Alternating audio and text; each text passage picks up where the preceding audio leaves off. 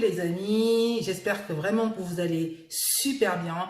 En tout cas, moi je vais super bien. En tout cas, je vous souhaite déjà pour commencer joyeux Noël, bonne fête. J'espère que vous avez bien profité, bien mangé, enfin, et tout, et tout, et tout. Voilà.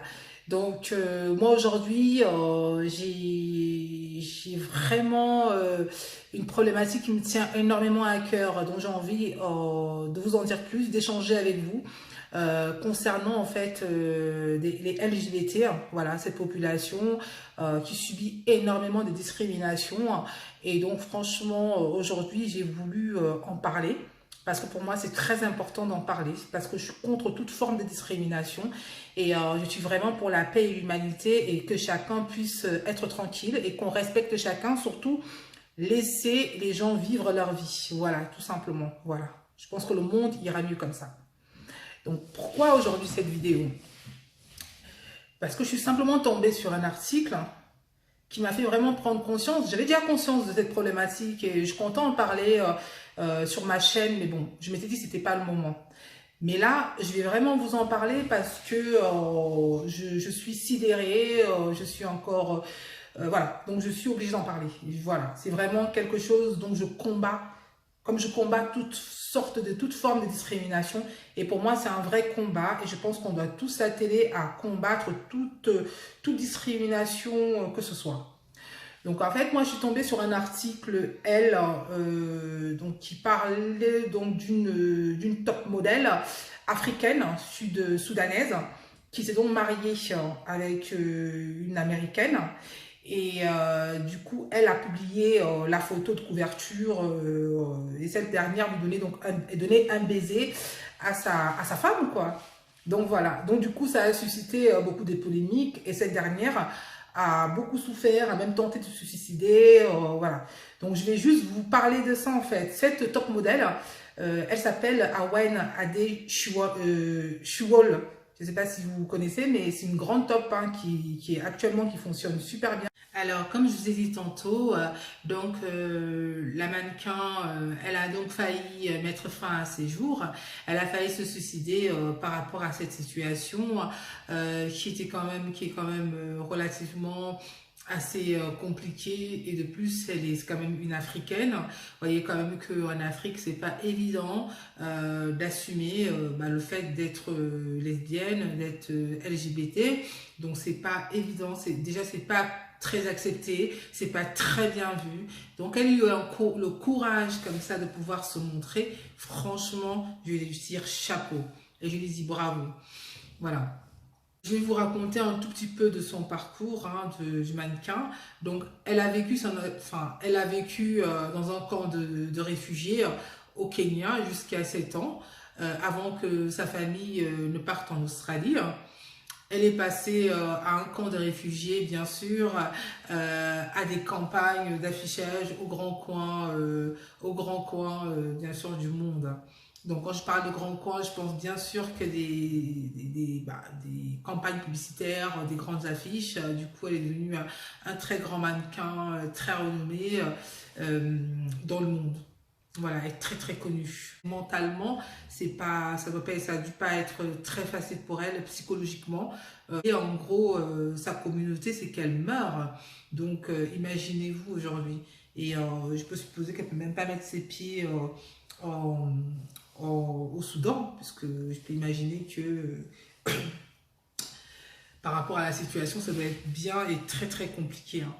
Donc voilà, je voulais juste vous faire un petit focus sur elle, parce que pour moi, c'était très important de vous parler de ce problème et d'en venir justement aussi à l'homosexualité en Afrique. À savoir qu'en Afrique, l'homosexualité n'est pas très très bien vue. Hein. Franchement, dans les mœurs des gens, c'est pas trop ça. Hein. Donc on voit mal deux personnes de même sexe aller ensemble. Quoique, on ne peut pas tout généraliser, il y a quand même certains pays où c'est complètement dépénalisé. Il n'y a pas de loi, il n'y a pas de loi qui interdit l'homosexualité. Mais vous imaginez, vous allez même vous imaginer que c'est dans les pays qu'on ne peut même pas imaginez. Moi personnellement, j'ai fait un peu de recherche et j'étais bien choquée quand j'ai pu voir certains pays où en fait l'homosexualité est autorisée. j'étais super choquée, enfin pas choquée, mais j'étais super surprise. À savoir que le dernier pays justement à avoir décriminalisé l'homosexualité, c'est donc le Botswana. Désolée, je coule un peu du nez, je sais pas pourquoi. C'est donc le Botswana, ailleurs bien sûr, bien entendu que les peines vont de l'emprisonnement à la peine de mort. Hein. Donc voilà. Donc, donc il faut savoir que donc l'homosexualité n'est pas pénalisée dans une partie de la zone francophone de l'Afrique, donc à savoir donc les pays suivants, donc la Côte d'Ivoire, le Niger, le Burkina Faso, le Bénin, le Mali, la Guinée équatoriale, le Gabon, la Centrafrique, en RDC et en République du Congo. Donc vous voyez quand même dans tous ces pays, c'est pas interdit de vivre son homosexualité tranquillement. Mais bon, je peux imaginer que même si dans le texte c'est pas écrit, la population nous fera comprendre que deux personnes du même sexe c'est pas possible. Mais bon, en tout cas, il n'y a pas de texte, en tout cas, qui interdit, du moins, l'homosexualité dans ces pays que je vous ai cités.